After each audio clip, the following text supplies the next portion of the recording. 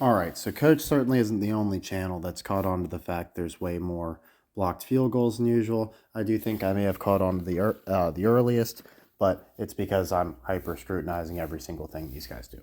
Right, I literally don't believe a single play. Whereas some of these other clown channels will be like, "Well, this was a botch, and it was supposed to be like this. That's why my picks were wrong." Nope, I believe every single thing that happens is intentional, and if you didn't predict it, you fucking suck at your job. And why are you talking? So if Coach don't get it right, give him hell. That's the standard. Okay, so as far as the Steelers game, they were up 6 points, had a very short field goal attempt, and I was like, man, this is way more important of a play than what I believe most people would realize. And if this goes through, I'm not going to be feeling so great. Not they couldn't possibly come back from 9 points, but that just doesn't seem like the way my narrative for this Steelers letdown game is going, right? Like they can't just have one screw up at the beginning and then like turn it on and the Bengals somehow hang around. Like no, the Steelers have to be playing down to the Bengals. The only reason the Bengals are in this to begin with is because the Steelers decided to throw the ball to their number one receiver who just decided to eat ass on the field and just take a face full of grass and let the other team pick the ball and run it in for a touchdown.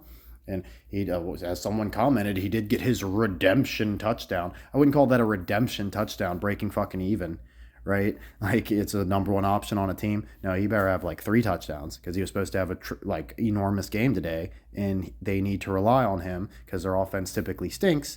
And of course, they are scoring points today, but nobody's been like ranting and raving about how great this Bengals defense is or some shit, right? Like their starting quarterback that got a pick six today has been benched twice on the season, right? So anyways, I had a feeling before this kick. I was like, we really need the Steelers kicker to miss this one, but like no fan would think it's possible right now. Like he only missed his second field goal of the whole season last week in Cleveland, and it was because of a blizzard, right? Like we want signs that this kicker is not magical, but it's not going to be super obvious. Like he just tanks this really short one in perfect field conditions in Cincinnati. I mean, it's just a gorgeous game there. It's hilarious that like it's gorgeous there, but it was just a blizzard in Cleveland, right?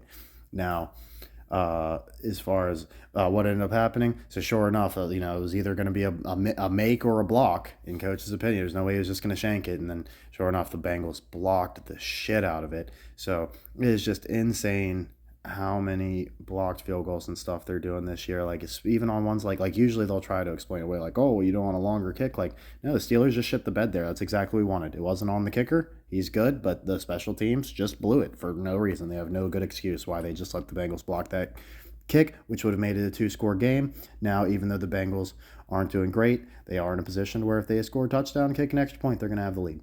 But it seems like the Bengals are doing themselves a lot of favors. That's also what we'd be expecting. So all we want is the Bengals to hang around. They have a quarterback good enough to win it if they need. I think anybody being honest with themselves would trust Burrow more than Russell Wilson. So we just have to hope that all other things remain equal and it turns out for us. So we're either dead right or dead wrong. Honestly, Coach, like you say, he doesn't need the Bengals to do whatever for the Brown script, but it just feels right. Like I'm not shying away from these Bengals one bit. I want them winning out, except to the Browns, just like I said before. I trust them. I don't think they're some amazing team. I also don't think this is some amazing league that's even remotely real. So why would I be worried? And right on cue, Joe Burrow just threw a 30-yard pass on 3rd and 21.